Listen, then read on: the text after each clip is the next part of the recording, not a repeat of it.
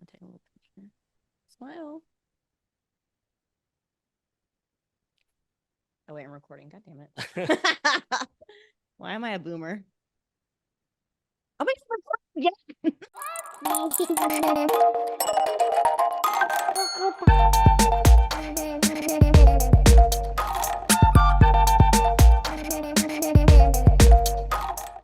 Hello, everybody. Welcome to another episode of Long Form Conversations, the podcast where we talk about long form improv. My name is David. I am your host. And today we have a very talented guest. This is an improviser, a coach, an actor, a stand-up comedian, and a karaoke fly. Don't tell them that. This is Adri Diaz. What up? How's it going? Good. How are you? Good, good. So professional. I love that. Sorry to throw in the karaoke title, but we ran into each other yesterday. We did. We ran into each other last night doing karaoke. It's totally coincidental, but it was bound to happen because I hit up all the karaoke spots in LA. Yeah, you're a bit of a karaoke junkie. It's a sickness. How often do you go? Too fucking often. Almost every night. Every night? No, it depends. At least once a week, but I have if I know what day it is of the week, I'm always like, I could hit up that karaoke spot. You have all the schedules. You're like, oh, well, I can go there on Wednesdays. Unfortunately, yes. Unfortunately. You ever thought about maybe I don't know, streaming it? That'd be fun. You can get a virtual audience. Do you think people would like that? I think there's an audience for everything online nowadays. Do I have to be topless? I don't know. I feel like that's the only way I'm gonna get engagement. I don't even know. I think because sorry to insult anybody, but people watch people play video games. I think that's pretty boring. Singing's a little bit more interesting than video games, I'd say. You get paid for that? You on Twitch with that? I don't do that, but I'm saying people do. Oh. But I'm saying if people are willing to watch people play a video game, I think people are willing to watch people sing. But I feel like they're learning something from the video game. I feel like they're like, oh, that was a move. What are they gonna watch me sing "Lose Yourself" by Eminem? And they're like, oh, she didn't hit that note right. Yeah, I don't know. I honestly don't know the psychosis of someone that watches it. But I don't want to learn. Sometimes I just want to be entertained. Sure. You want to just watch someone. You know sing. What? You're probably so right. Because we have a gang. Shout out to the karaoke barflies. It's a gang, and by gang I mean 6 primarily white people coming together to sing karaoke at different bars. And this is our little gang signal, which I hope isn't an actual signal. It might be one. That looks. No, this is one. Simple. This is not one. You could edit that out. It looks like WWF. And people know us on the street. It's kind of fucked up. Really? Hey, karaoke flies. They literally call us the karaoke bar flies, and we're like, yeah. We have we have an Instagram. Yeah. We have a little fan base. What got you into it? We're all musical theater kids. Okay. You did musical theater? No. Well, I wanted to, but I wasn't a good singer. I'm not a good singer. Uh-huh. And I crushed it last night.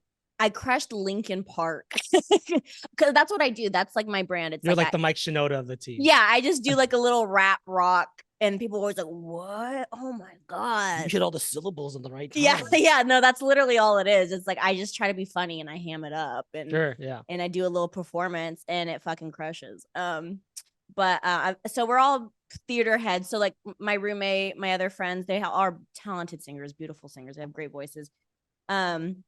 So we each have a different element in our gang. So it's one, my friend Emily, she belts out all the songs. She has a gorgeous voice. Mm-hmm. There's that.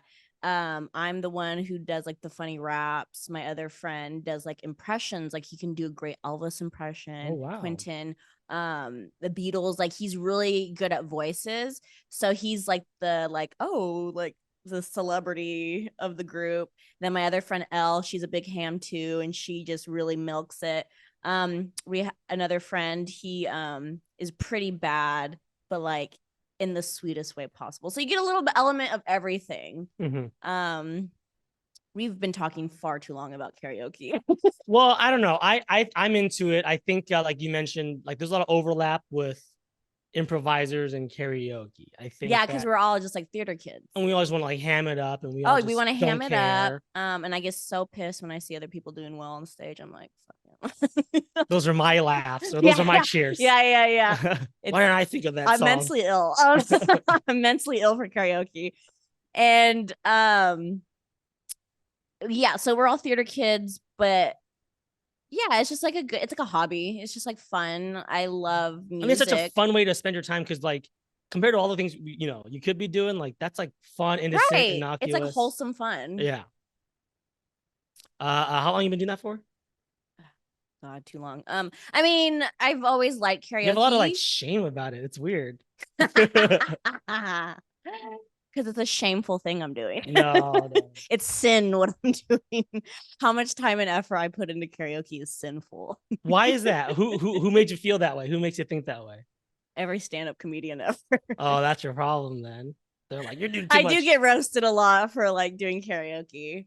But I don't know. I don't actually. You do it care. after your shows too, right? Your Fresh Fish show. Do it after my show. Last night after a successful show, we just went to Pattaya Bay. Shout out to Pattaya Bay, doing karaoke there. Yeah, it's always fun. I always have a great time, and I take pride in my shame. Good. I always try to like pitch it after a clubhouse show. It's like, hey, everyone hates it. I don't know why people hate going there so much. First of all, there's good food. Second of all, cheap drinks, third of all, great music. I don't know why. But Pattaya Bay, I want to send them all to business. I want that place to be in business for decades of decades. I feel like people just hate karaoke in general, right? No, I think they secretly love it, but they want to hate it. I think that's where that shame comes from. I think it's en vogue to hate it. Yeah, it's like improv. It's like en vogue to be like, oh, improv, you make stuff up, but meanwhile, it's magic. It's the most fun. It's magic. Yeah. So I just got like on a new Ouija's team, and we just met for the first time. So we were at the clubhouse, and then people were like, hey, where do you want to go? And like I didn't know because I came late, and they were like, oh, let's go to Pattaya. So I was like really happy. I was like, oh, I didn't have to instigate this, and I had to like start it up. Yeah. So we all went there, and hopefully that becomes a little tradition because we got a lot of singers on our team. Is that where you were last night? Yeah, that's why we came through. Got it. Oh, okay, cute. Yeah, because I saw a lot of improvisers there. Yeah, so I think a lot of Ouija's people are gonna come there after Friday. So if you ever want to hang out with some people that aren't gonna make you feel ashamed of it, my gang and I have been looking to have a rivalry with some sort of other karaoke gang. So maybe you guys can be our competition. Why does that have to be competitive? Because life is a game. Life is a competition. Life is a competition. And I'm here to win. Hey, we'll let you have this crap. You could. I'm sick in the head. I don't know how many times I have to tell you. You can dominate in karaoke. We'll just dominate in improv and comedy, I guess. That's fair for me. That's all I care about. All I want to be is a professional karaoke singer. So this is the first episode of the new year. Happy 2024. That's the first episode of the year. Cute. Yeah. Oh yeah, of the year. I mean, what are some of the resolutions you have? Stop falling in love. Yeah, that was kind of like a 20 teens thing. We're over love. Oh my god, I have had the worst, and I usually don't, but I've had the worst luck the past year with dating. And the moment I feel like I stopped focusing on it, good things started happening to me. Yeah, like career wise. So I'm like, oh, men are my problem. So no more love, no more dating, at least for a little while. I've been journaling every day. I have this mindfulness and a gratitude journal that I journal every day. That's my New Year's resolutions. I've been doing it every day, every morning, every night. It really helps me get organized and process things, understand what I'm feeling, why I'm feeling, be just like more aware in general. And that's been like really nice. And there's like some days I don't want to do it, but then I'm like, fuck it, just do it. And then I feel better. And then I'm like, okay. Do you do journaling by hand or digitally? By hand. The iPhone has this new journal app. I saw that. I just updated my phone like 2 days ago. Oh yeah. And I was like, the fuck. Well, like I got mine like right around New Year's. I was like, oh, this is perfect because that was also something I wanted to do. Yeah. I've been doing. You saw. I did you a tarot reading like at Onza's a couple. Oh my god, yes. I've been really into tarot lately. God, your tarot was so right. Was it? I think so. I'm sorry. It's a curse. It's a blessing and a curse. But I do like one card pulls down. I journal about that. Oh, interesting. So it gives me like a prompt. It's like, yeah, that's actually really cool. I really like that process. And like, it just helps me focus on one thing. I'm like, oh, this was actually right. Or like, you know, like, oh, it says that like I'm feeling frustrated. Wonder what it could be. You know what? Mm, It might be, you know, sure, XYZ I'm that's frustrated with great. that. That's a great prompt. The prompts that are in my journals are like, what are your intentions for today? What are your goals? Like things like that. And at first I was putting like the generic things of like, have a great show or, you know, make friends. But then lately I've noticed I've like gotten more deeper and be like, be proud of myself for that Mm. show or make a connection with someone. And so I already feel like it's like changing my brain a little bit to go like a little extra layer deeper. Yeah. So that journal, like there's like There's prompts for it's every like a little day. intention or like a little bit like Yeah. affirmation journal. Yeah, I have two separate journals. One I bought at Marshall's and I was like, this is cute. And then when I was at Target, I was like, oh, wait, I want this journal. And I was like, I'm going to return one of them. But then I ended up just using both every day. Oh, So so you're double I'm journaling? double journaling. One's for mindfulness and one's more for gratitude. Dang, you got your resolution for 2025 taken care of now too. Dang, I 2 did. journals per day. I'm set. Get a head start. One other thing I have on my resolution is to read more. Oh, I need to do that too. Well, you've been helping me on my reading journey In because what you way? lent me Yeah, this book. no This is more. a book that Adri lent me a couple months ago. I read it. I finished it. Wow, you got to give me the highlights because I have not read it. You haven't read it? No, it was Oh, kind of boring. I'll admit it. It was kind of boring for wait, do you me. read a lot of self-help books? Yeah. Okay. I think it reads like almost all the same self-help books, but I will say this one is a bit more, I wouldn't say, well, for me, I felt it was a little extreme because it's all Mm, about like alcoholism and things like people that. with like dependencies and stuff like that, or like abusive relationships. Like I was like, I do feel codependent, but not in that Right. sense. That's kind of what drew me off because I was like, I'm not like really like my codependency that I've had has never been geared towards like specifics of like, oh, I like love alcoholics or I love Mm-hmm. maybe I'm like addicted to chaos a little bit, Mm-hmm. but it's more just like, oh, if I break up with someone or if things don't work out with someone, I like think about them forever. Okay, then I got a book for you Oh because I shit. read it. After that, I read this other book that my other friend Tess lent me. It's called Attached. Oh yeah, yeah, yeah. I've read it. You have read it. Yeah, yeah, yeah. Well, like that book shits on this book. That book's like Oh really? contradicts it. Like even like I forgot one of the early paragraphs. It's like It's the one that teaches you your attachment styles, right? yes, Yeah, yeah, yeah, yeah. Yeah, and I've it's read just it. like codependency is such a like dirty word and like you Mm. shouldn't like see it as a bad thing whether you like it or not. You can't not be codependent. You are codependent or you Yeah, aren't. to some And it degree. was just like you just have to learn how to manage it or how to like work around or do it in a healthier way. Right. And I was like, oh, that kind of undid Oh, really? codependent no more. Interesting. But did you like find it useful? Both books I found really useful just in terms of like We can always identifying. take a little something from everything. Yeah, and like I don't know how you feel, but whenever I read them, I always feel really like I always get really intense. Like, oh my gosh, this book's calling me out, and I Mm. start thinking about all the times that like these Mm-hmm. A examples parallel like to it, yeah. yeah, and I just start feeling like really like I don't know introspective and just really heavy. I was like, wow, this person's got it down, and I can see myself making the Mm-hmm. same mistakes or repeating the same Same, yeah. patterns. Yeah. So in that sense, like, I think that's what I need. That feeling is like, don't do that anymore because like, look how bad you feel right now. I don't want to feel this bad again Sure. in the future. Yeah. And, I'm reading a book right now called Self Compassion. And I think as performers, we are all very critical of ourselves. We're like our worst critic. And so I'm trying to be like kinder to myself in my head and Why can't we just be secure? why do you think we're in comedy? That's literally the definition of why we're in comedy because we're seeking this validation. If you could be secure but not funny, would you do it? Would you would you trade this 1,000%. life? 1,000%. Yeah. I say all the time to my roommate, I'm always like, how happy I'd be if I just fucking lived in suburban and loved football. Like, Oh I was like, my those football people, they seem to really like their life. That's like my origin story into doing comedy. It was just like one bad break. It's like, oh my gosh, I could have been like married, with a kid by now, but because I had to, get into the wrong relationship, I just had to. Those no, I'm not gonna say it. What? Say it.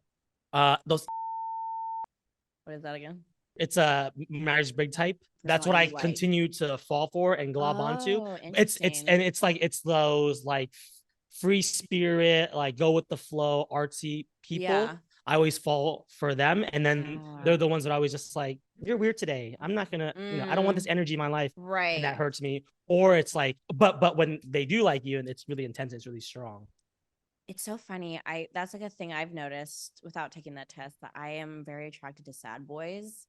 And Mm-hmm. I'm like, why? Well, I know why, trauma, but and then I'm like so surprised when it doesn't work out because they're like, I'm too depressed. I need to work on myself. And I'm like, I've heard this a million times. Yeah. Like, But you can't fall for a golden retriever no matter how much you try.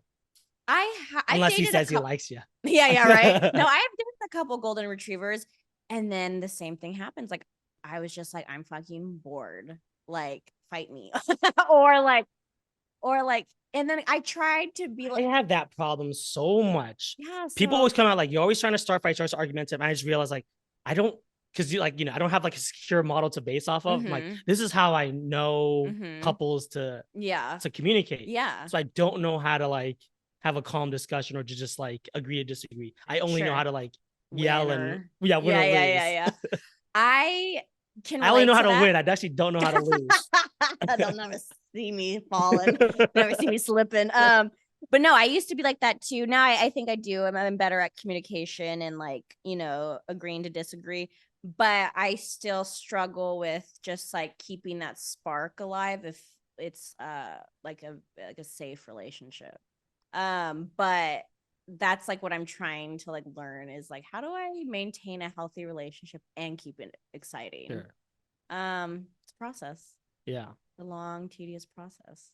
It's a lifelong struggle for us. But you know what? 2024, no love anyways. Who No cares? love. Get out of here. We're just working for 2025. Unless you're a sad boy. Just... Unless you're sad and you're listening. If anybody's sad, tell her you like her. Yeah. All right, well, let's jump into some improv. Yeah, let's do it. All right. Let's do it. We're gonna go jump into our first segment now, which is Improvster Syndrome. So this segment is a chance for us to listen to you talk about your improv journey from beginning to where you are now. Mm-hmm. And we definitely want to focus more on like on the trials and the tribulations and how you felt, some of the doubts, some of the sad girl stuff. Oof. Okay. I mean, I started doing UCB is the only improv classes I've taken. I started in 2016. Yeah, 2016. You said you did theater? I did high school theater, Okay. and surprisingly, I was a very shy kid. And then not until elementary schools when I started becoming like the class clown. And then like in high school I won like in the yearbook like class clown. Hell yeah. But it's so funny. I never really thought I would get into this career. It was just more like, oh, I like this validation. I like, people think I'm funny. I do like the high school plays. And it's like the best feeling in the world when you walk out from a high school play and everyone's like clapping for you. Which, by the way, we need to bring that back. For every show, we should walk out of the theater and clap for everyone. And take our bows. Yeah, and then like give you flowers. Because that was the best feeling in high school. Do you know what I'm talking about? No, you didn't I'm do not plays? a theater kid. Are you not? No. I did theater class. I did drama, but I never like auditioned because it was all after school. And after school, my parents were like, "You're gonna come here and do homework." I see. So like I took the class and I did the exercises, but I never got the prestige. That shit was delicious. I ate it up. So you did comedy or you did drama? I mean, like high school plays, and I mainly got casted in the comedies.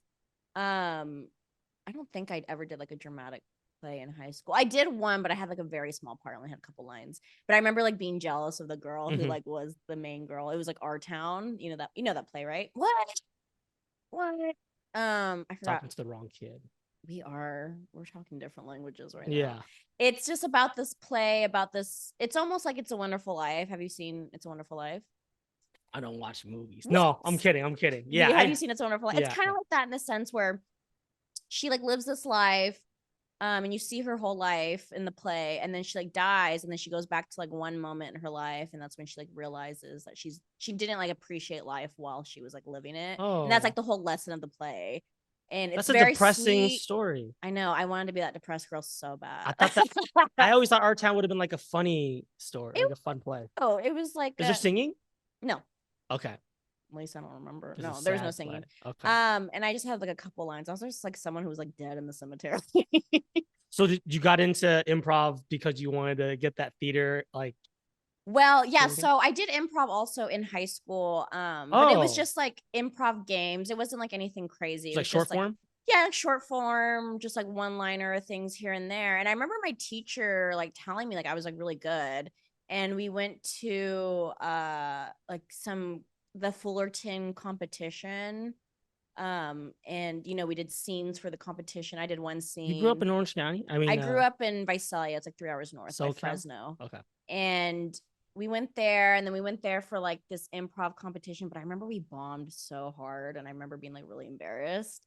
And that was like when I started noticing that like I was like really good at improv when it was like in class and I felt very safe. Hmm. But anytime like at a show, I would like shut down a little bit because I would just put so much pressure on it. Yeah.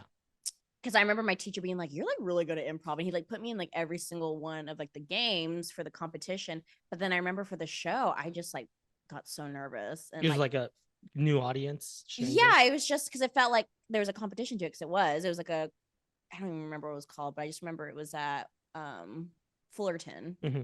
and I just choked. And then I remember my senior year, we had like an improv show.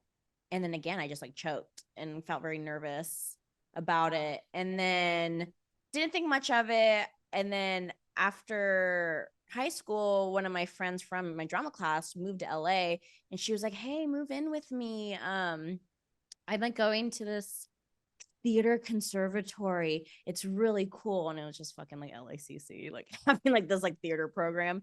And I had to save up money. So I just like worked a semester after high school. I worked at the mall. I worked at like the Panda Express, like the generic Panda Express version of like a mall, like a food court Yeah. area. So I worked for like 6 months, and then I moved out December. You save a lot of money because they give you that food, baby. That food was good They too. feed you. They fed me good. And I saved up the money, moved to LA, auditioned for this conservatory.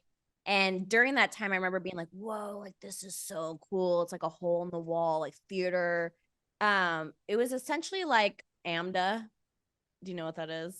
American I forgot what it stands for. media, drama, Some arts. bullshit. It was just like that. But at the time, I was like, whoa, this is so cool. I didn't get a degree in it. I spent like 3 years there. And I remember they were like, you can't audition outside of this because they needed to train us. Some bullshit. That now that I'm like older and realizing like, oh, that place was kind of a scam. Mm.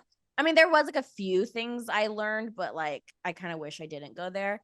But then I don't, because I met like all my best friends there. So I'm like glad I did go. Um, but when I was in that, I was just like not happy.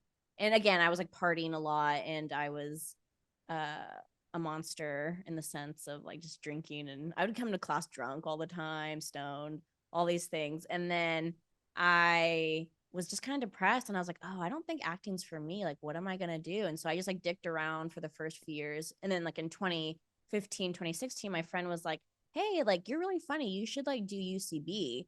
And then I was like, "Oh, improv." I was like, "Oh, yeah, I could do that." Like, and I hadn't done improv since high school. But again, it was just like short form. And then I took like the first class and I loved it. And I was like, "Oh, this is what I want to do." I think with acting, because I moved to LA for acting, Mhm. it was more, I was like getting all these like dramatic pieces. And I was like, "This sucks. Like, this is sad. This is boring." And is the class just like you read like a monologue, you memorize it, and you like Yeah, prepare it? essentially. And it was always like dramatic shit. Yeah. So it's And like a lot of like work on your own, huh? It's not a lot of collaboration. No, it was both. We did a lot of scene work. We did Okay. monologues, but my teacher, one of my voice coaches, was horrible. Like she really, and it was so weird because everyone like worshipped her because they're like, she's like this mystical being. She's so amazing. But then now that I'm like older, I'm just like, oh no, she fucking sucked. She was like so mean. She like made it seem like, oh, if you didn't get it right off the bat, you're done. Like you shouldn't be an actor. Like, like, and then now that I'm older, I'm just like, she didn't teach us anything. She just made us feel like insecure about ourselves, and made us like in our heads. But then anyways, that's another conversation for another time. But I started taking classes at UCB, and I was like, oh, I love this. But I had to like save up. Do you remember who you had? For 101, I had great guy. I see him around sometimes, and I just think he's like super nice, Mhm. chill. And remember how that class went? Like, did you? Well, you know what's so funny? And I actually hope he listens to this because it'd be Yeah. so funny. I remember telling someone in my class, I was like, either is going through a breakup or he hates us. Because every class he would just be like, and then like second to last class, he was like, oh, by the way, sorry if I've been weird this past few months. I actually was going through a breakup, and I was like, I know. Enough was up with him. I was like, we couldn't be that bad, like Yeah. Um, and I just felt like, Hearts go out to you. yeah, if you're listening, I'll cut that one. no, keep it, Keep that part. keep the shit. And so I had to save up money. It kind of sucked because because UCB classes are expensive. So I had to save up money every like 4 months. So I kind of felt like I didn't get the experience to go back to back to back classes. So I just felt like a little rusty each class. So having done a lot of acting and like, you probably had like a shitload of reps when you would go up for your like class scenes or when you would do like the class shows. Did you feel good? Did you ever get nervous or No, was I it? got nervous. Yeah. I literally, what I said like before, something about like in class, like there's like this safety to it. Mm-hmm.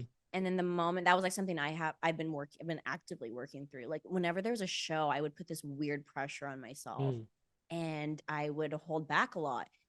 But I didn't realize I did that until, because again, I didn't drink that much, or I don't drink that much, but back then I was. And so before even the class show, I would get drunk before a class Oh, show. wow. And Just to calm your nerves. just to calm my nerves. I got really bad stage fright. And then again, I think that school that I went to didn't help me in the sense that, it's so funny because like I coach now and I tell my students, like, hey, if you're not great at this, that's fine. Like you just need to keep practicing like anything else, like, And I feel like no one told me that when I first started. Like, no, like teacher, like, again, the place I went to was weird. They were like, oh, if you don't get this monologue right when you read it, then what are you even doing here? You're not an artist. Like, they made me feel bad for like not understanding like a certain thing or whatever. They'd probably make me feel like crap for never have heard of our town. They're like, what? Get out of Yeah, this town. Get out of our town. Read the book and come back. But that was in high school. And again, I felt like my high school teacher was a lot more supportive. Turned out to be a pedophile, but that's a different story. We'll leave that part in. Yeah, keep it. Turned out to be a pedophile, but yikes. Yikeroonies. But anyways, and then in college, I just didn't feel that support, and then now that I coach and I see the other side of it, I'm like, yeah, I see them struggling, but I'm like, it will get better, and I wish someone told me that, And so like by the time you finished, so you said you also had to take like a few months in between. So like by the time you went through to like 401, that would have been like over a year. Yeah. So I think I ended, or I had my last class like in 2017, 2018. So like by the time you finished 401, how were you feeling? I was definitely feeling more confident. You got better over each class? Yeah. And I think like a thing I struggled with the first few classes, like first stages, where I was just like really in my head. Like I would just overthink everything. And I still do that sometimes, obviously. But I think towards like 401, I signed up for the diversity scholarship, and then I got like free classes. So that's how I was actually able to finish. I didn't get mine till 401 either. What's up with that? How come my 101 wasn't covered? Yeah, for real. How come being sad in my class wasn't covered? Dang, you gotta leave that in. You gotta leave that in.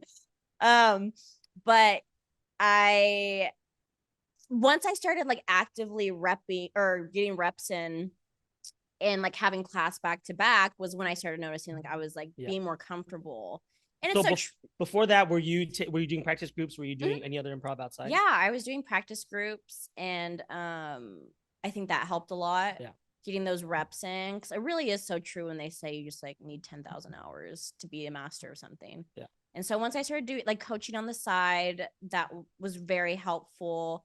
And then the first year I was eligible to audition, it's actually so funny. My sister lived in Hawaii, and she's a lot older than me, and I have like a niece and nephew that are like about 10 years younger than me. And my sister would always like pay me to like watch them if she had to go to a conference or something. My sister's me and her are very different. She's very type A. Well, I'm kind of type A, but she's very like business woman oriented, where I'm like chill clown who is anxious. You're the artist. Yeah, I'm the artist, and she will pay me, or not pay me, but she'll like fly me out for free to like watch her kids, and like I get to eat there for free, like all that stuff. So it's like a mini vacation. So the first year I was eligible for auditions for Herald Night, I had already had this trip planned and I couldn't go to the callback. And I was like, oh, and I was like, you know what? I should just like audition just so I know how it feels. Like, I'm not going to get a callback. It's my first year. I just want to know how it feels. But I think because I went in with no expectations, I fucking crushed and I got a callback. And I was like, no, I don't care. I want to go to Hawaii. Free trip to Hawaii. I know. So why would you do this to me, I God? know. And so I was just like, fuck. And so I probably shouldn't even be admitting this, because I think they even say do not audition unless you know you can come to the callback. But again, I really didn't think I was going to get one, because I thought it was going to be so hard. That was a different AD. It's all good. Yeah. And so I couldn't make the callback, and I was very like disappointed about that. And then I auditioned the next year, and I was so nervous, and I bombed. It was pretty bad. But then should have booked a trip to New Zealand after that. God, I know. And again, it's just like my weird thing of like my personal challenge of just, not being in my head. But someone else, I think this is starting to become a pattern, because like I remember a couple episodes ago, Tess mentioned when she auditioned, she also had a trip to like, I forgot where it was, Italy or something. And then someone else, I forgot, but like people that like make plans like around the same time as auditions, they're more relaxed, because it's like, yes, I mean, that's exactly what I would kind of talk about with like, I think a lot of improvisers, when like auditions like come around, it's like this weird energy. Like everyone is very, I wouldn't say hostile, but like just like weird, nervous energy. There's like all this pressure. It is tough when people put so much weight on this. Yes, exactly. And that's why I kind of got into stand-up, because improv, I had to rely too much on other people to get like any stage time. And so I was like, let me just start doing stand-up. I started doing stand-up in 2018, and both. So this is after the second audition that you did not maybe do well? Definitely after the first audition, and maybe in between the second audition. I started doing stand-up because I was like, I need to like stop relying on other people.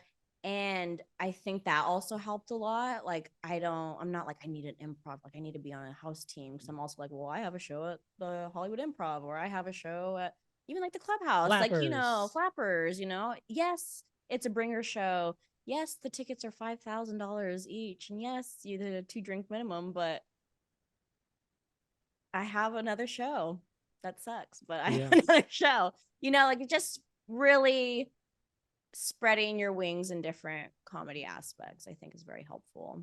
So what does your improv life look like? Because you said that you started doing a little bit of stand-up at that time. But at that time, were you still doing improv? Were you doing indie shows? I was still doing improv. I'm pretty sure I was still like going to practice groups. I had like those free classes. Yeah.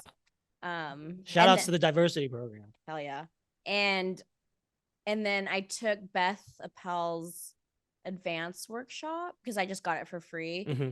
And I really liked her class, actually. I kind of liked how she was strict, You like a strict teacher? I really do.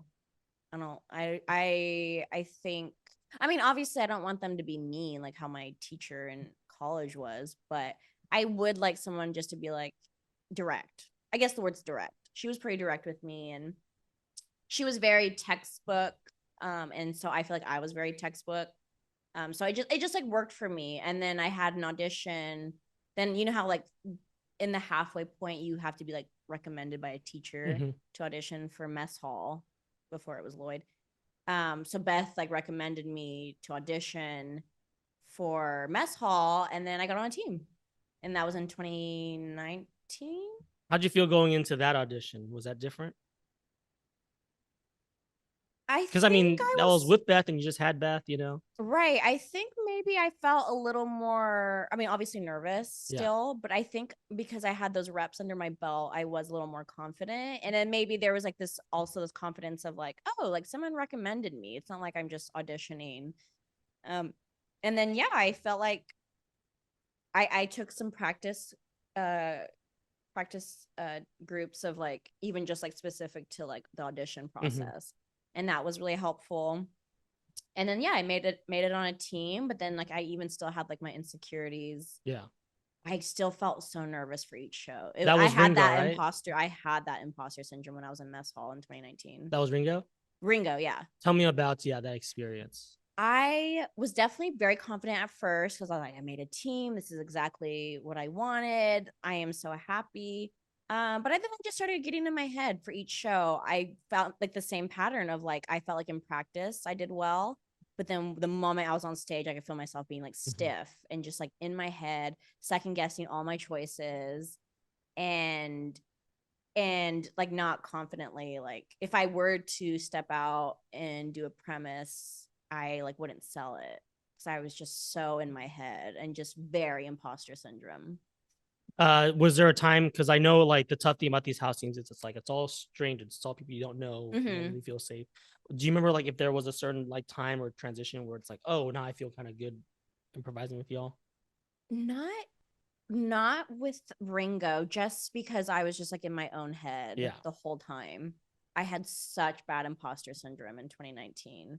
I even remember telling my therapist, like when I got on a team, like I wasn't even happy. Like I was like, they only put me on this team because they needed like a woman of color, and I'm like, I'm not really the best candidate for woman of color, but I was just like, they just wanted someone. And my therapist was like, well, even if that's true, like, you should still be happy that you got on a team. And I was like, so I was just like totally doubting myself the whole time. Yeah. And even by the end of it, you were still like, I was worse. Oh, really? I literally felt like I was more confident by the end of it. I was like, this is bad. This is bad. But I never had that feeling of like, oh, I'm giving up on improv. It was just more like, damn, what's going on with me internally? What do you think it was? You think it was like having the pressure to perform every week, or? I think it was I don't know. I think it was just like a circle. Like I kept circling back to the same problems of I wasn't confident in myself. So when I went out there, I didn't sell it. And so the audience didn't really react. Like I didn't feel like I was even doing well. It's not necessarily like I was like, oh, I'm imposter syndrome. Like I was almost like I was sabotaging myself. Right. Because I would go out and do a premise, but then not sell it. And then the audience wouldn't react. And I didn't feel like a strong candidate in that group. And just each show where I felt like I didn't do well, that was the only thing I could think of for the next show. I was like, well, remember last show you did bad? Okay, well, you're gonna do bad again, so probably. Like snowball. Yeah, I would just spiral crazy. And towards the end of it, I was like, damn, something's up. Yeah, sure. Something's up. And I questioned myself. I was like, am I even supposed to be doing this? Like, am I supposed to be doing comedy? Like, just second guessing everything.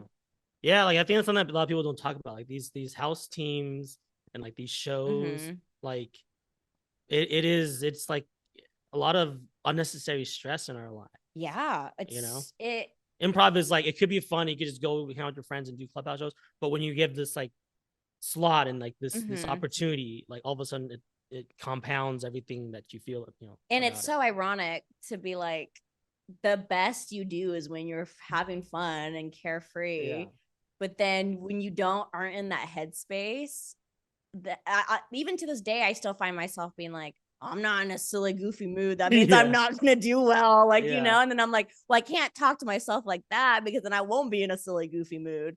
And only I do well is when I'm in a silly goofy mood. It's hard.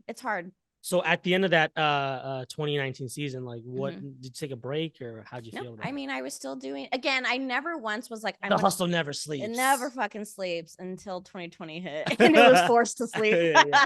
But no, literally 2019, I allowed myself to be proud to some degree that I was on a team, but then I think that's actually when a third audition right before the pandemic, third audition I ever did for Harold, didn't get a call back, so I bombed again.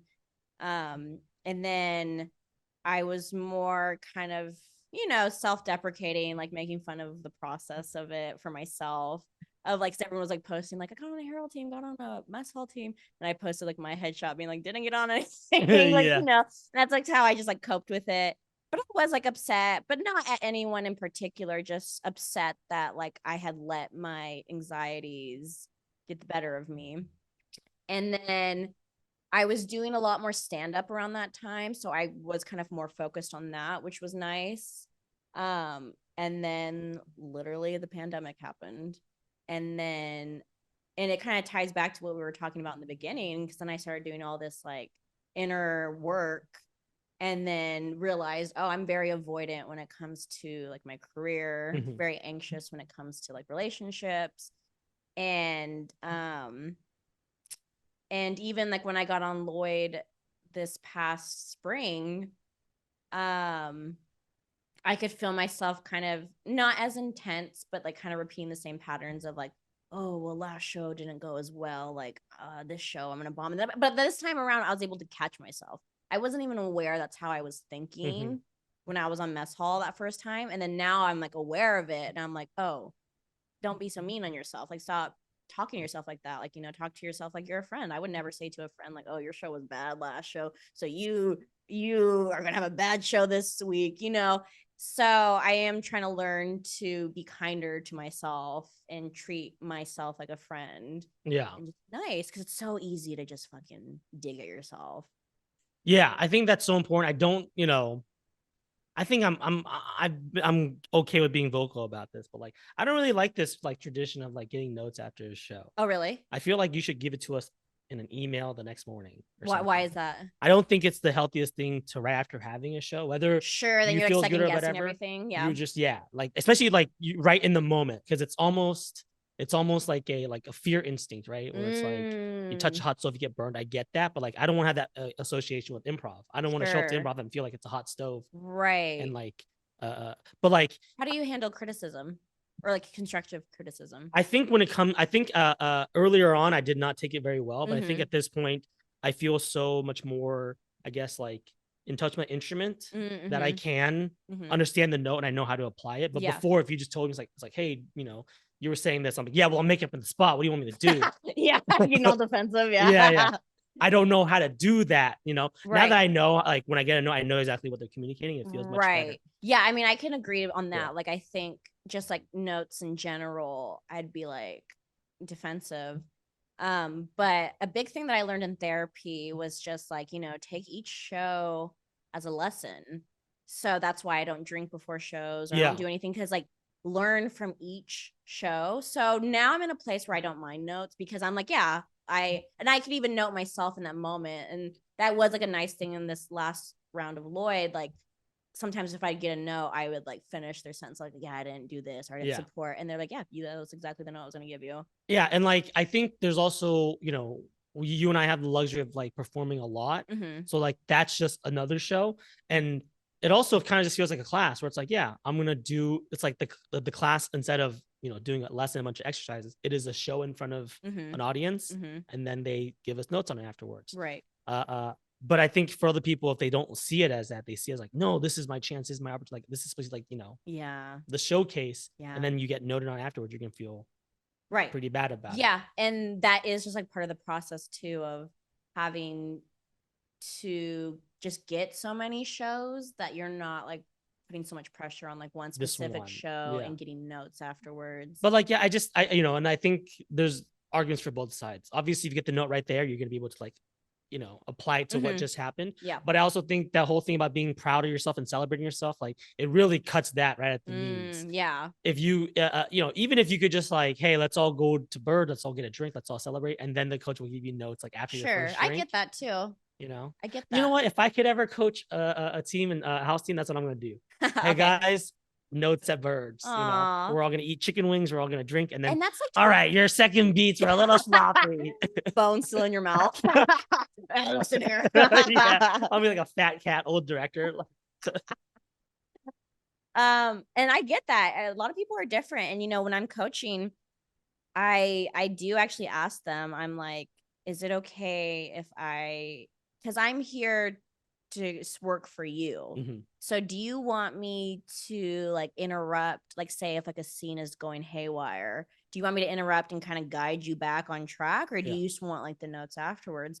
And I think that like gives the students like more trust in me. Yeah. And I think that could be I mean, that's just UCB's policy, I guess, to give notes right afterwards. But it would be nice to maybe hear or like get like a say, like the performers get a say on like, well, actually, I would like notes later, or I would like notes immediately afterwards. But Yeah. I I would guess, like you to give us some cookies and yeah, hot milk and then give us the I would notes. like you to compliment me only. Yeah. Is that an option? So now that our Lori season's over, Mhm. you are still performing, but you're starting to coach now. Yeah. Yeah. It's been really cool. I really like coaching. I'm really good at it. I'm really good at it. As I'm like laid back, half asleep in your chair. Really So good. good. Yeah, I really like it. I'm still on my house team Menudo. We're very fortunate to get like another run of both of our shows. We have like one because we're an all Latin team. And Menudo was like a team before I joined. I had just met one of my teammates, Carlos Orlando. Shout out to Carlos. He'd be like, "You're Mexican, right?" I'd be like, "Yeah." And then he's like, "All right, we need like," because a lot of the teammates like couldn't come to shows, and they had a monthly show at the Inner Sanctum. And so he would just ask me to like sub in like back in 2019, 2018, 2019.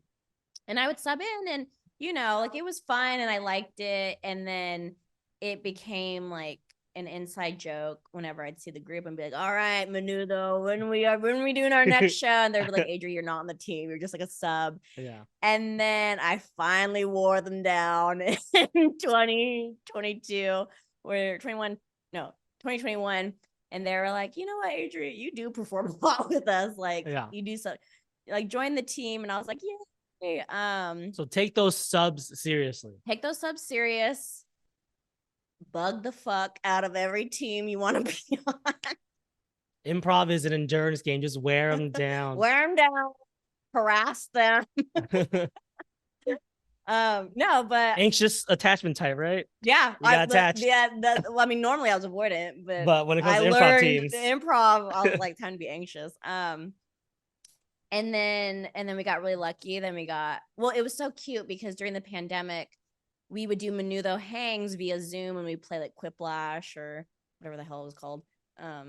We'd play games, and then we would just like get drunk on the phone call, and then like after dark we would tell like our raunchy stories, and we would like joke around and do bits off that. And so when the UCB came back around in 2022, they were like, Claudio, who's on my team, like was like, "Why don't we like do a show like based off like the Zoom calls we did, like Menudo After Dark? Like we can have like the audience tell like their after dark raunchy or like adventurous stories at night, and then we do improv based off that." And so we've been doing that. It's been a hit or miss because a lot of our audience members will almost tell too crazy of stories that I'm like, "Oh, we messed up." Like it's almost like I'm like, "Ooh, don't say that part." Like, like it's like a fine line. Yeah. So we're still figuring out the kinks of it.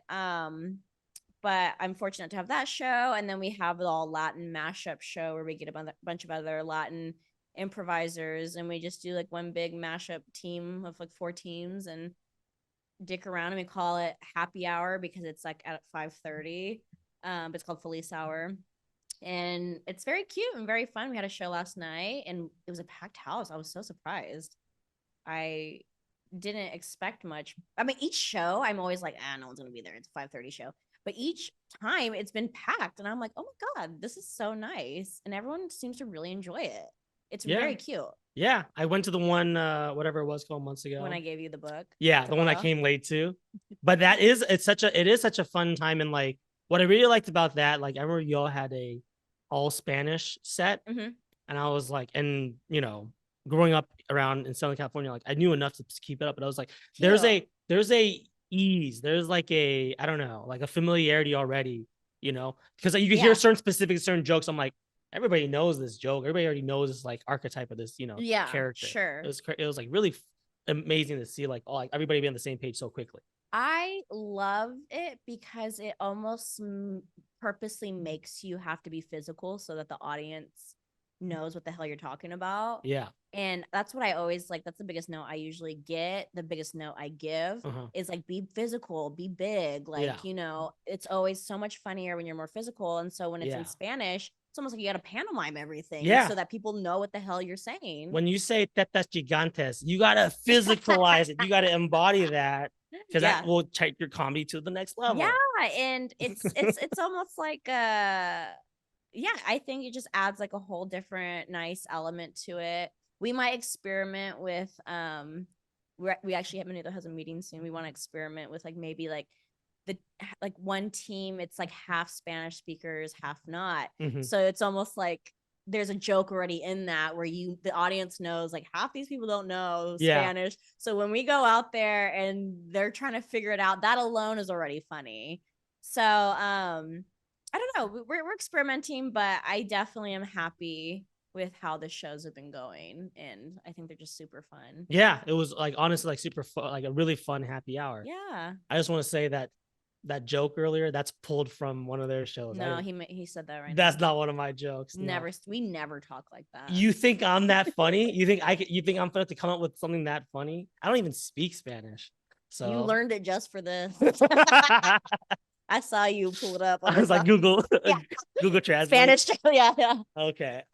Great. So that's where you are with improv. Anything else? Any other parting words you want to talk about your journey? Maybe just like reiterate what I was saying earlier about totally being okay with not being good right now. Like if you just started improv, I mean, that goes along with anything, but a big lesson that I learned that again, I like, thank God someone told me this, because when I first started stand up, people like told me like, oh, how's it going? Like the first year. And I'm like, not great. And they're like, yep, that sounds about right. They're like, welcome to your first year of comedy. A lot of it is just like experimenting and learning and growing. So, if you're starting improv and if it genuinely brings you joy without like separating the idea that like, oh, I'm not getting the response I want and that doesn't bring me joy, but like actively like, being in it, enjoying it, consuming it, just like keep sticking with it. You just like have to put those reps in. It's all trial and error. And that's what I tell my students too. I'm like, even if you don't think it's fun, just try it. Just try. You cannot learn unless you try it. And if it's not good, then it's not good and you learned something. Yeah. Yeah, I totally agree. That's such unfortunately such too common of an experience. But yeah, and a lot of people don't even realize it's okay to like not be great at it at first. So if you have a teacher that's not supporting you, a coach that's not supporting you, hit up Adri. She'll coach you. She'll coach your team. She'll make you feel good. Make it feel real good. Maybe not. I don't know. All right. Well, thanks so much for walking us through your improv thanks journey. for having me. It was nice. Yeah. All right. We're going to jump into our next half now. Before we do that, do you need to take a break? Do you want more water? Bathroom? I have to take a little pisser. Yeah. Go take a little pisser. A hot piss. Yeah. Keep that in. Yeah, that's staying in. No, she's taking a hot piss. Scolding hot. I'll be right back. All right. So we're going to jump into our next segment now, which is going to be our topic of the week. So this topic, I'm glad we got you. You're the perfect person to talk about this. The topic is improvising with strangers versus teammates. And you're someone who does that regularly. Mm-hmm. And even within the same team, you produce two shows. Right. You have your After Dark and then you have your Felice Hour. Mm-hmm. It is an interesting topic. And it's something that I don't think I've ever discussed about with someone. Yeah, I don't think people talk about this too much, but I think it is super different. Yes. I think for me personally, and I know everyone's probably different, but at first I like hated playing with strangers because I had a trust issue. I was kind of a control freak when it came to fucking like improv, because I'm like, I need this scene to go exactly the way I planned it in my head, which technically isn't really improv if you're planning things, not planning every move, but I'm planning like this is where it's gonna go. Yeah. And I kind of hated it, like especially for auditions, because I was like, I don't know this person. Usually I didn't know them. I didn't really know anyone who I was even in the same group with, except until like recently, because I've been in the scene a little bit longer now. But those first few years, I was like, who the hell's this guy? Like, I don't trust him. He got crazy eyes. He's gonna make this scene crazy. And I would just again get in my head, and I didn't like it. But then recently, I think the idea of me trusting myself more, there's been like this like less pressure of trusting who I'm playing with, because I'm like, okay, I trust myself, so I can save the scene, and if I don't save the scene, then that's a lesson, Yeah, I think that's the like tough thing about improv, and the thing you were saying earlier about like not giving up, because I would say your first year and a half, maybe 2 years, it's like almost all improvising with strangers. Yeah. Because even, sorry to say, but even if you took a class with someone like to 401, you still only known each other for like 6 months. Right. Even like, so you may be friends, but like you're not that close yet. Right. So it's really tough. It does take a couple of years to actually get to know someone and feel like that you can trust them. So the other thing that's unfortunate is that, like you mentioned, I do agree, like you gotta trust yourself. So that way, no matter who we throw up on stage with you, it could be someone that just stepped out of the first one-on-one class. Yeah. You still have to be able to trust yourself, but how can you do that early on? Right. So it's like you're not ready to play with strangers, or you won't really feel ready to play with strangers until like 2 years in, but you won't be able, you can't. It's like such a paradox. Yeah, I mean, it's definitely a process, and I think I think there was something that would always trip me out about the idea of like, I don't know what I'm even gonna say in and out. Like, say if I had a show in like 30 minutes, I'd be like, I don't even know what I'm gonna say. Like, what am I gonna say? Like, that really freaked me out. And so that the idea of like someone else not even knowing what they're gonna say freaked me out.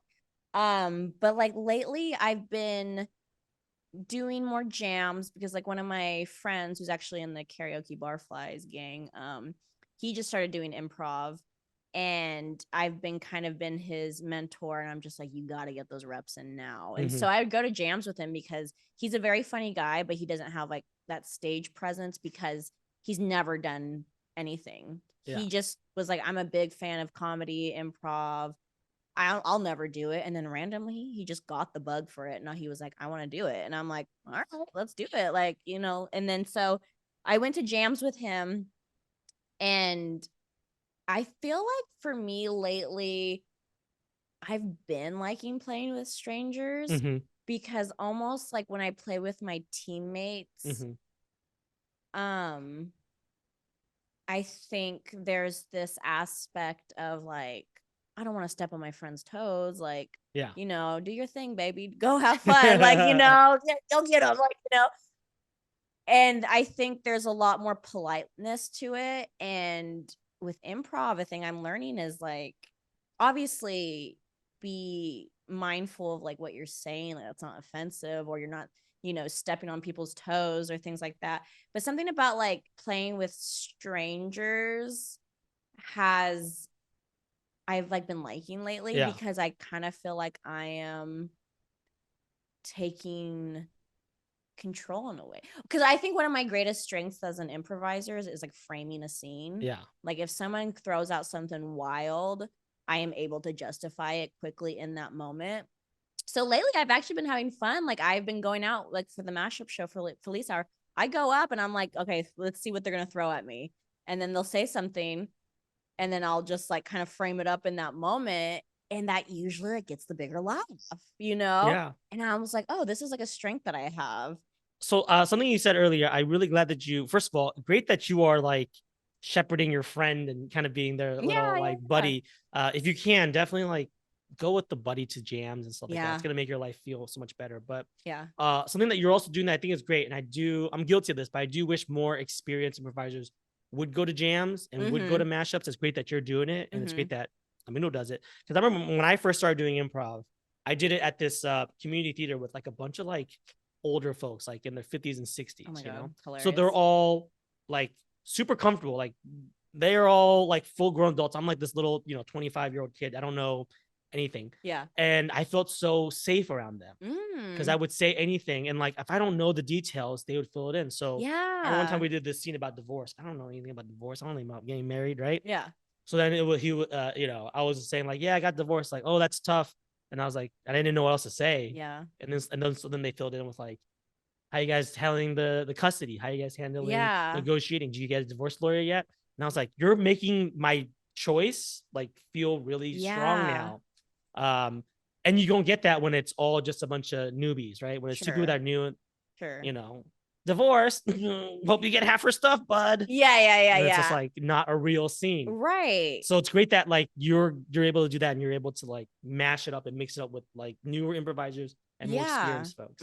That's the whole benefit of doing the jams, Right. Yeah. And I know a lot of people like shit on jams of like, oh, they get crazy, like blah, blah. And yeah, I agree. There's definitely like some crazy things that I've seen, but then that's almost like what I'm realizing. I was even thinking about this earlier before we were talking about it. Like that is such a great strength to have to, if you get a wild card and you know how to like play with them, play with that, you're good. You look so good. I think that's literally how I got on Lloyd this past time, because I initiated a scene and it was good, like clear premise, blah, blah, blah. Second beat, my partner took it somewhere so fucking weird that I couldn't even like compute like how he did it. And I'm like, what? And in that moment, I was able to justify exactly what he was like. I merged the two games together and it killed. And then even one of the ADs, when they called me, they're like, how you handled that crazy guy was amazing. And I was just like, oh, okay, that's a skill. Because I think a lot of us get wary of like getting like a random crazy person who, like, the first thing he said, I'm not even joking, the first thing he said to me in the second beat was, all right, take your shirt off. And I was like, what the fuck? What? And then I was like, yeah, doctor, for my physical, right? Like, like great. Then he got so weird halfway through, and I was like, what does this have to do with the game that I set up for us in the first beat?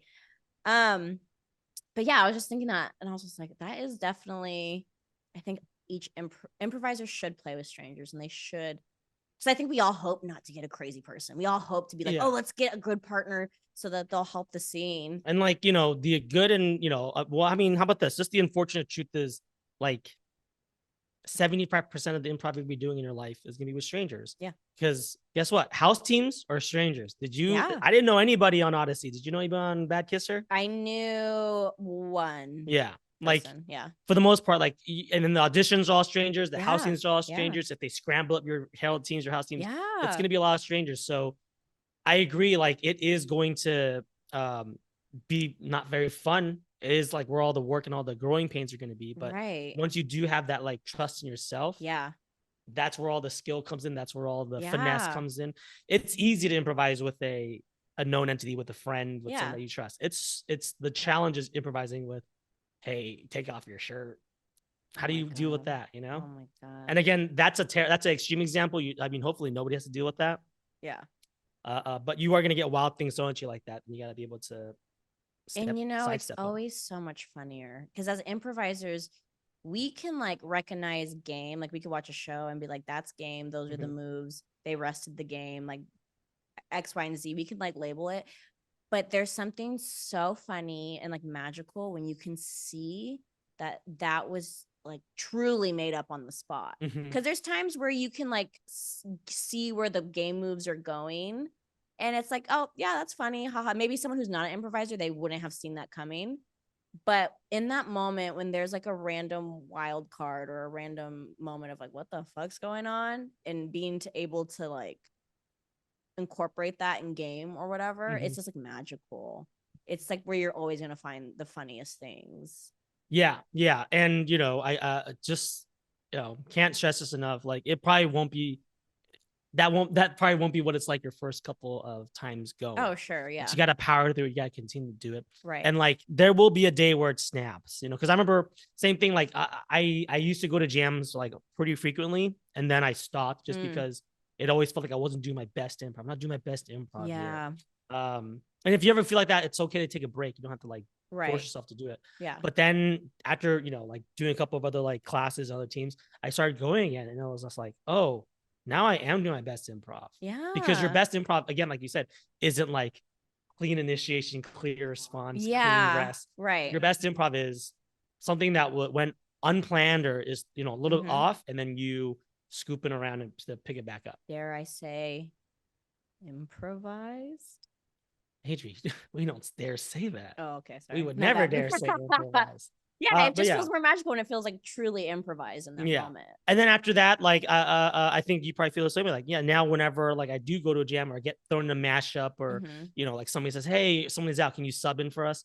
All of a sudden, that is not only like not scary, it's like, oh yeah, that's so fun. Yeah. I'm sick of improvising with the same people over again. Like, it's fun to like throw in a couple of wild cards. Right. Yeah, definitely. Yeah, lately I've been liking the strangers. It's been interesting. But normally, if you would have asked me that like 6 months ago, I would have been like, no, are you kidding me? It's scary. Yeah. Like, I want to play with people that I know are funny, or, it's just all that inner work of trusting yourself. Yeah. And also just having so many other shows and opportunities that like you don't put so much into it. Yeah. If you do a mashup or like, jam, what is? Yeah, and like don't be discouraged if you don't have those shows yet, because it takes a while before you start getting like booking a lot of shows. Yeah. That was the thing that really threw me off. Like I would see my friends who like booked all the time, and I'd be like, what's wrong with me? Why can't I get a show? And then now it's happening where I have shows all the time, and I'm like, oh, I just had to wait. And now your friends are like, why is she getting so many shows? Why not me? And then I rub it in their face. So you've been going to the big jam on Sundays? I haven't recently, but I had for my friend. Yeah. And I am truly a stage mom with him. It's very funny. Like he gets tagged out, you tag him back in. Hey, we weren't done yet, honey. No, I literally, because he doesn't have any stage presence. And I don't mean that insulting. It's just like he's never done theater. He's never done anything, He never even wanted to be a performer. It was just like this random thing. Now he's like, I think I want to do this. And I'm like, good for you, buddy. Do it. It's never too late, And so, and I do think he's very funny. So I'm like, yeah, it makes sense.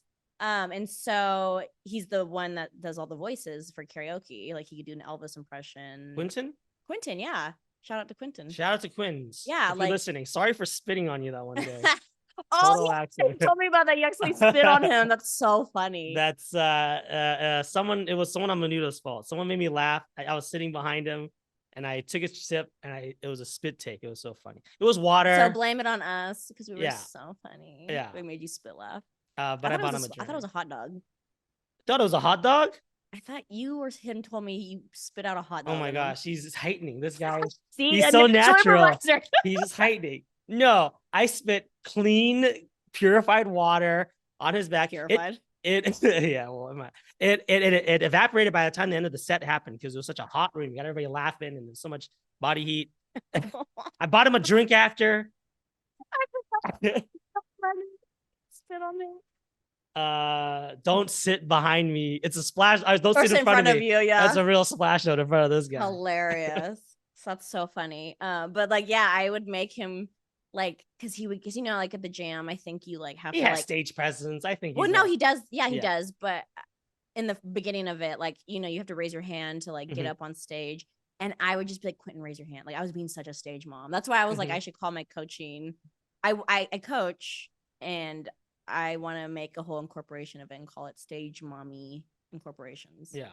And so I was like, get on stage. A pervert signing up. Oh God, I know, right? I'm like, if they're paying. And I would make him go up, and then such a stage mom, because he would just be in the back line. Yeah. And I'd just be like, you'd walk out and pull him on. If I wasn't on stage with him, yeah, I would mime to him. But if I was on stage with him, I would like grab him and be like, come on, let's do a scene together.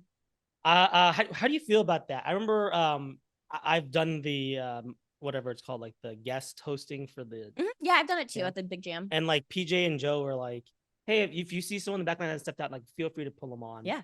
And like, so I took that. Like, and I think it's good to make sure everybody gets at least like one scene. Right. But then the couple of times I've done it, it's like deer in headlights. They're like, Oh me? no. So I don't know how I feel about that. It's good that you're doing it. It's good that Quentin feels safe doing it to you. Sure. But I don't know how I feel about that. Because at the one hand, yes, I want you to do a scene and you're gonna do the Yeah. scene with the best. But Yeah. it's also like they weren't ready. They didn't want to. Yeah. I mean, but that's also, I guess, on them because it's like, then why are you there? You know? Yeah. Don't be afraid to even if the It's scene okay goes. to be afraid, Yeah. but just why are you there then? You know, like you have to get on stage. And Yeah. again, what I've said in the past is like, even if you don't do well, you gotta swing. Yeah. You gotta fucking swing. That's the only way you're gonna fucking learn. And And don't worry, the scene crushed. okay, I good. set them up for success. You were choking on a hot dog. Yeah, my classic hot Yeah. dog. Your go-to. You're like, just voice the reason. Yeah, you gotta say hot dog. It's a hot dog I'm joking on. I'm joking. Costco 150. Yeah. What were we talking about? What were we saying? Strangers and Strangers, jams. yeah. No, you gotta go. Just pull them up there. Cause I also kind of hate, and I try to be mindful of that. Like sometimes when you're in the groove of it, you know, when you feel like on fire and Yeah. you just want to keep going up and up and up and going in every scene, you I give other people chances too. Yeah. And that feels nice and polite. Like last night for the mashup show, I let a scene go on and I was like, then I could feel myself like jumping in every scene. And I was just like, okay, take us back, chill, Adri, chill. Mhm. Like, you know, like, and I think there's something nice about that. And then these natural organic moves come out and, you know, you can help support here and there. But that kind of bugs me when I see like good players in every scene, which sometimes is needed because if people aren't going out, you still got to give the audience a good show. Yeah. So there is a fine line of that. Like you don't want to be like too polite where no one's on stage because you're like, well, I was trying to let them initiate, you know? Yeah. But at the end of the day, yeah, you're giving the audience a show. I forgot who said it to me. I really want to give them proper credit, but it was the thing about being polite, and it's just like that's actually you're being a bad improviser by doing that all the time. Yeah. Like it's okay every once in a while, you know, but like people want to improvise you do because they want you to make the choice and they want you to be a part of it, you know? Yeah. So by sitting there for too long, and that's something that you will also learn by doing these jams, because if it's 8 people and they're all polite, guess what? No one's stepping up. Yeah. Sometimes the most polite thing or the most helpful thing you can do is to initiate, is to walk on, make the choice. I know you like, oh, I did all the last 2 walk-ons, but if no one's walking on, the scene needs support. Sometimes and like you'll learn that rhythm, I think, from doing more improv with strangers of like, I'm doing this because the scene needs it, not because I'm trying to get, you know, more stage time. Right. And I remember like a note that I've gotten in the past is because like the opening that we would do was like a living room, and the note I had gotten was just like, you know, you don't have to be polite. Like, you know, I think we're like, you can razz each other. You guys are friends. Like, you know, you can, what they just said was weird. Point that out. Like, you know, like talk to them like real friends, you know? And I feel like I almost took that note too much at heart because I remember there was one show, one Lloyd show, where I was razzing one of my teammates, and then afterwards the note I got was like, I think I remember this. Yeah, and then the note I got was like, the audience might feel uncomfortable because I'm like, I don't know if that's true though, because I feel like they know we're friends, but maybe I'm wrong. And then you looked at them and they're like, we're not friends. They got tears crying. I'm like, oh my bad. And she's like, yeah, we're Adri and I friends. Yeah. No, she's so cool. We hang out all the time. There's a fine line of like how polite can you be, because there's friends that like we roast each other and it's so fun. But then there's other friends that I was like, I will never say anything like that to them because I just know that that's not their sense of humor. Yeah. You know, there's a fine line. There's more of that stand-up. Yeah. I mean, it was like a stand-up, like it was an opening we did, and I thought I fucking crushed when I like made fun of what happened in that moment. Well, like, you know, it's a fine line. You just don't know. It's a fine line. Yeah. And you know, this is actually a really good segue into the next thing, because when it's a stranger, you'll never really know where the line is. Mm-hmm. But once it is someone that you've been on a team with for a while and you Mhm. know who they are off stage, Mhm. it's much easier to get a sense of that line. So Right. pros and cons of improvising with teammates. There's definitely trust 'cause I'm like, my teammates are so funny. Mhm. But something specific about my team is we're kind of stinkers in the sense that we'll like throw each other under the bus Yeah. in the name of improv, like, Mhm. you know, just to be funny. And that's really fun on its own. Like I did a show with one of my teammates and he broke the fourth wall and started talking to the audience. And I was like, who are you talking to? Just to be a stinker. And like, you know, so even though that is fun and I do that all the time, and I always, whenever I get that move, I love it and I hate it. exactly. So Yeah. it's like there's like this moment. It's like a Yeah. fine line with friends of like, If a stranger did that to me, I'd be like, "What are you doing, bud?" But if a yeah. teammate does it to me, I am just like, "Oh, bud." And I know it's coming Yeah, because we're yeah. stinkers and we're like Mhm. messing with each other constantly. You're right. You can break some rules like that. Yeah, and so that is very fun. Like one of the things I like to do a lot with like my team Glass Clown, I've talked about it a lot, but I love initiating group scenes as the voice of reason. mhm. So then it's kind of like y'all sound off, y'all just be crazy one on one. Yeah, yeah, I love yeah. doing that, and I think if I did it in any class or any house team, I would be like, hey, you should never initiate as the voice of reason, and you should never initiate a group game, like that. And I'm just like, yeah, I know. These are all good notes. Right. But because it's a team, because they've seen me do it before, because they know when I walk out, hey, everybody, look at this, what's going on with this mess? How did this classroom get so messy? Yeah. Tell me what what y'all did this to this classroom. They all know what to do. It's like, right. Took a dookie because you didn't give me the bathroom pass. Classic Mr. dookie. Long, you never give us a bathroom pass. This is to teach you a lesson. Okay, well, you clean that up. What's the, and then everybody just says another fun, exciting, disgusting thing. Yeah. Yeah. And then that is the luxury of having a team that you play with often is like you can break those rules. Yeah. Because I think that is something I've at least noticed like my students struggle with. They're like, well, why are you so gun-ho about like initiating as the unusual? Yeah. And I'm like, because you're not in that place yet. And they'll to, like, tell make you those like, decisions. but I saw a bad, I saw a bad kisser, or I saw a Glass Clown, I saw David, he initiated, and you have to be like, but they're a team. That is a tough thing. Yeah, it's tough. I am setting bad examples out there. I mean, I think it's like once you master the rules, then you could break them. Yeah. Mm-hmm. And when you're first starting off in improv, like, you're just not there yet. And that's fine. Yeah. That's fine to not be there yet, Yeah. I'm fucking still like, am I there yet? Like, can I be breaking these rules yet? Like, and I personally like structure. I personally like knowing, okay, whoever comes out is the unusual, And even to this point, I would just want to say, just bring up a good point. Can I do it? It's always a risk. Every time I do that, there's a risk that like, one of my teammates, you know what, David, I'm not playing this game, So it's always gonna be a risk because it's people that I know. It's like a stronger percentage. Yeah. But the other thing I was gonna say with the team is you can also take bigger swings. Yeah. Oh you yeah. know, because you know someone very well, because you've been improvising them so long, like you feel safe around them. I forgot something happened recently. Something like a scene got physical. Like someone dragged me across the stage. And I think if it was anybody else, I'd be like, you don't fucking touch me. Sure. This is my body. Your body's over there. Why is your body touching my body? Yeah. But because these are people that I know, and we we've gotten a lot closer, and we already kind of cross other boundaries, explore each other's bodies, whatever. Yeah. Like it is fine now because now it's like, yeah. Especially if I know, like I trust, like, this is gonna be a good move. Honestly, that's a good reminder for me. Because I do like to be physical in scenes. That is a good reminder that I can't just do that with you out there touching strangers. I mean, I sat in someone's lap last night for a scene, and now I'm like, oh, that's cool. It was a Santa scene, right? Oh, then that's not cool. It's only okay to sit on a lap if it's a Santa scene. It became a Santa scene. Oh, then that's fine.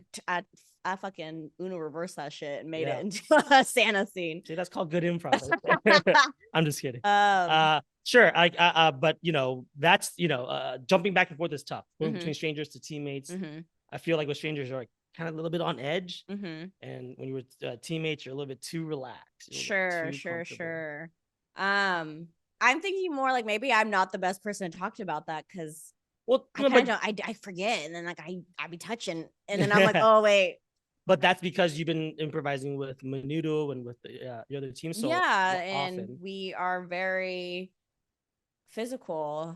Like even the thing with the you brought up the thing with the after hours. What's it called? Was it late Menudo night? after hour? Yeah. Yeah, the after hour, because y'all had spent so much time on Zoom talking. After dark. Not After dark. Hour. Yeah. Merging the two. Yeah. Yeah, dark, happy dark. Happy dark. Yeah. Because y'all have had so much time bonding and connecting with these like really deep, intimate stories. You feel safe and you feel like you've already talked about those things. Yeah. So to do it on stage now is kind of okay. Yeah. But on the reverse side, these audience members, they don't know you. That's and true. You don't know them. They don't know that we know. So they don't know what your line is. That's true. And they're just like, oh God. Yeah, one time I cyberbullied someone. And they're like, that's not what we're talking about. Sure. You crossed the line. Now we got to tell the whole audience that we don't condone cyberbullying. Not me. Couldn't be me. Couldn't be me. My burner account, maybe. My anonymous Reddit account, maybe. I know. I do got to be mindful. I be pantomime sucking dick almost every scene. But with your teammates, that's cool. Yeah, and I guess that's like a good thing to maybe even have a conversation, like be like just a conversation if you were to do like a show, like a mashup show or an audition or a show where you don't know other people, be like, hey, like what? That's maybe a great conversation to have before. And problem solved right there. Just to even bring that up, yeah, like how do you know when it's okay to to do that? Yeah. Talk about it first. There's nothing that we've done on stage, I promise you, that we have not talked about first. You're thinking, really, David? You all had a conversation about, World War II jokes and Holocaust jokes? Like, yeah, believe it or not, we actually have. So that's why we do that, Right. So like, but that just speaks to how long we've been a team, yeah, and also how much we practice and work together, right? So that way we know, like, yeah, that's a line that we don't want to cross. Sure. Because we cross it in practice, we talked about it, and then on stage we know not to cross those lines again. Yeah, comedy's tricky because it's like, yeah, you don't want to offend anyone, but then it's just like sometimes you say shit, not necessarily offensive, but maybe I'll throw a little she might throw a little bit of there, Yeah, I might throw a choking on a hot dog scene. I might have to suck a dick in a scene with a stranger, but that's your choice and that's your prerogative. And maybe that's a conversation I should have before. I'd be like, hey, just so you all know, I usually suck some dick in an improv. No, I would also say, sorry, but that was all joke answers. Here's the real answer. Like, if that's your choice, that's what you're bringing on stage, then I think that's fair. But if someone else tries to make you do it, that's where it gets tough, right? Like if that person's like, hey, doctor, I'm here for my physical. It's like, well, actually, that's your choice, But to be like, nah, I want you to, suck my dick, then it's like, whoa, this is inappropriate. Right. There's nothing wrong with being like, hi, how's it going? I'm here for a job interview. Before we get started, would you like me to fillet you? Classic. Yeah, nothing wrong with that. I asked. Yeah, you asked for consent in the scene. And it's all my choice, right? Sure. And it's totally up to the IC partner to be like, no, this is inappropriate. I'm going to have to ask you to leave. Sure. But I really need this job. Sure. But it's so funny too. It's almost like I would let that slide if it was funny. Like, oh, damn. Okay. Sorry. Like I'm not saying that what you just said isn't funny. The opening. No, I just mean like in general, like if I were to do a scene with a stranger and maybe if they were like, all right, time to suck my dick. And if it made sense in the scene and if it was funny, I'd be like, oh, okay. Sure. Yeah. If that's what it needs in the scene, then sure. And it's like the difference of like, oh, you're being like a pervert to being like, oh, like you're just making an out there game move. Yeah. So that's a lesson to you out there. Get good at improv. Make sure it's on game and it's funny. And then you can ask that. I'm sucked. Because when I'm on the stage, I'm like, oh shit, that is the right game move. That is the proper heighten. Right. I'm ready for this. I think, just communication and consent, I think is always good. We're giving some bad advice on this thing. I think we are. We should cut all of this. We should cut the whole thing. Cut the whole episode. All right, we're gonna go and do our last segment now, which is our hot improv takes. So this is just really quick. You're gonna give me like a quick 60-second rant on an improv trend that you want to see more of, less of, or you think is just fine and you want to keep it where it's at. Oh, let me think. I can go first if you're okay. Yeah, you go first. All right, hot improv take. Remember that when you're doing an improv scene, don't do crowd work. Like, this is a show. You are doing theater. You must keep that suspension of disbelief alive. If somebody laughs and you go, this guy knows what I'm talking about. Like, that's it's an easy joke. It's easy laugh. You're going to sell out the scene though, because as soon as you do that, everyone's like, oh, these are, 5 people doing improv. They're making stuff right. up. They're going to, because you had them. For a second, you were a journalist and you were going to be interviewing, the mayor. But as soon as you do, this guy knows what I'm talking about. You become 2 improvisers on stage again. I think it's okay to do at the end of a set. And I would think maybe it's okay to do in between, like if you're doing hosting. But I think obviously in an improv scene, especially right in the middle of it, right in the meat of it, don't do that. Save it for the end of your sets when hopefully you've been killing. If you've been killing and people have been laughing consistently and it's 3 minutes left, hit them with this guy knows what I'm talking about. That's my hot improv take. Okay. My hot improv take is I need to see more dick sucking. Keep going. Keep at it. I'm just kidding. I think I totally she bailed on her own hot improv take. No, I totally agree with you on that. It's an easy laugh. Mm-hmm. It's an easy laugh, and I'm guilty of that. I've done that before. I'll be honest, I do it too when there's no laugh. I'm like, sure, do we need a laugh? This guy knows what I'm talking about. I had a show the other day, and it wasn't like my best work, and I made a weird joke. Not even a weird joke. It's just not a funny joke. But it was the only thing I could think of in that moment. I turned the audience when it didn't get a laugh, and I said, "Sorry." And I do love that. That would have got me. So my hot take is break that fourth wall. Yeah. No, I'm just kidding. Oh, I know. Here's my hot take. I love a form. I mean, granted, UCB is really the only improv I've done besides high school improv, which was whose line is it anyway kind of style. And I love a fucking form. I don't know why no one wants to do forms. They always want to do montages, which I guess in itself is a form. But I'm like, come on. I think there's something so beautiful about the structure of a Herald. It feels like you're watching a sitcom and then they all come together at the end. So I think a thing that I love just in general for comedy is callbacks. Mm-hmm. I think a callback will always get me. Some people might disagree, but if we're, I think the thing that will always make me laugh if we're playing a board game or Quiplash, the thing that will win me over is something that we talked about 20 minutes ago, if you bring it back. And that is something I just in general, even in my dating life. I remember someone was you bring up these inside jokes a lot, but it always becomes funny again. It's the rake effect. I thought you meant I thought you were gonna say, I love it when I'm on a date and someone does something takes me to where I went to on our first date, a callback. Panda Express. Remember we went here 2 years ago. But I kind of do that. Callback. No. I just mean if we had an inside joke, then I'll bring it up 20 minutes later, or And I remember the last guy I dated for a couple months who said he didn't want a girlfriend, but then got a girlfriend. That's a different story for another time. He was like, those books. I don't know real right now. And he was like, you bring up this one joke, the first joke that we had a lot, but it always becomes not funny, but then it becomes funny again. Yeah. So I think in general, that's a thing I realized I just like a callback. Yeah. And so having a form really makes you do those callbacks. Yeah. Because sometimes with montages, it's there was such good jokes that were in there, such good callbacks. They're completely forgotten because we're doing a new scene, new scene. Bring back forms. If you're not on Herald night, do a fucking Herald for your indie clubhouse show. Just do it. I think they're so fun. I think, a pretty flower. I like structure. We need more structure in improv. That's what I'm saying. That's what I'm going to say. 2 type A's, 1 structure. Big surprise. No, I totally agree with you.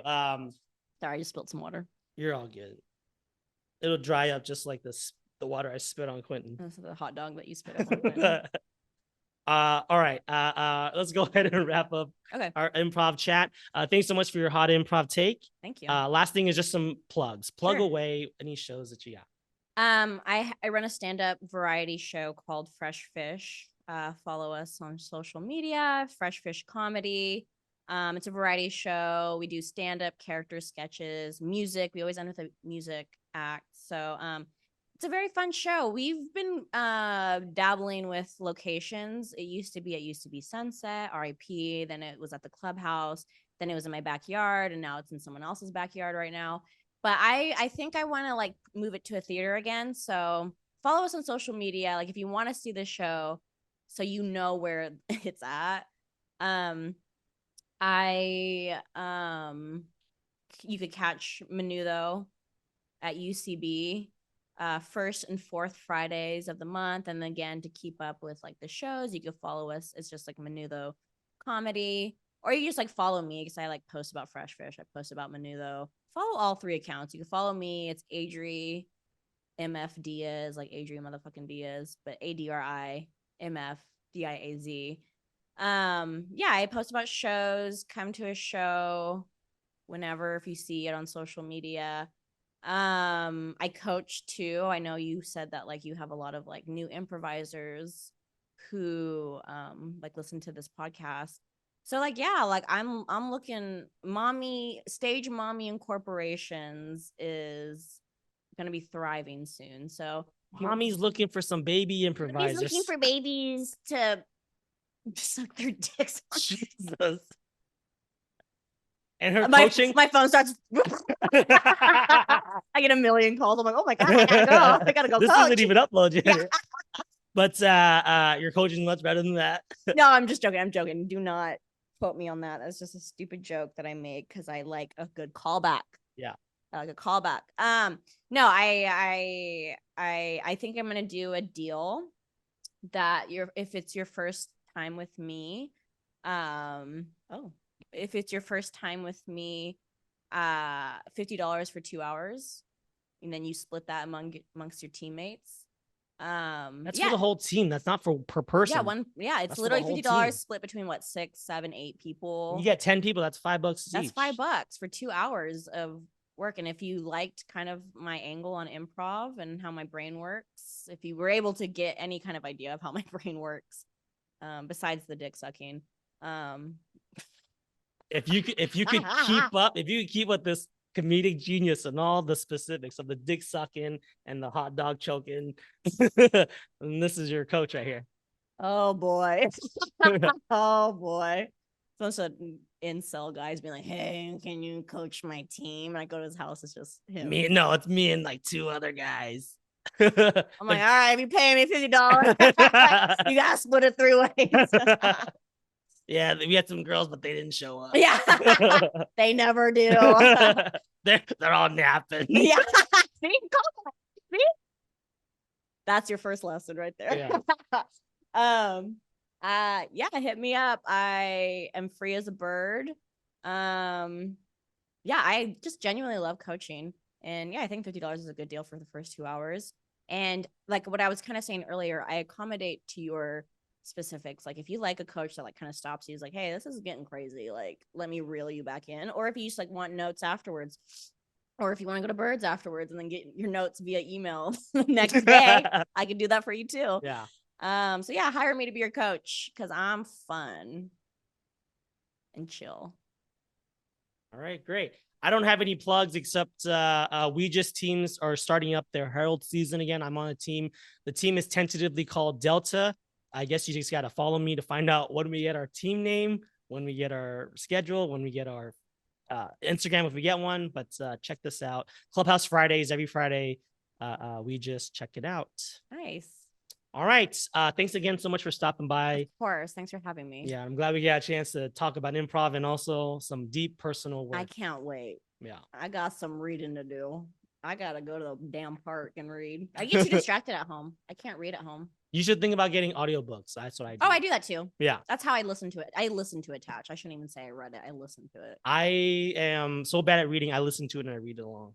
Oh, I kind of like that. Yeah. It's like having someone, it's like having mommy read to me. Oh. Oh. Well, my reason for that is because I am, and I say this with love, I'm dumb. I don't know a lot of big words. So there's like sometimes if I like see a big word, I'm like, what the fuck? I'm like, so that would be nice to like Google also that hear shit. it. Yeah, because I don't Yeah. have to Google every other word. How the hell do you pronounce that shit? I am, because I didn't read as a kid. That's Yeah. what I get. Yeah, me neither. I was a math kid. All right. Thanks so much. Bye, everybody. Bye. Hire me. Bye. That was so fun. Thank you. That was fun, of course.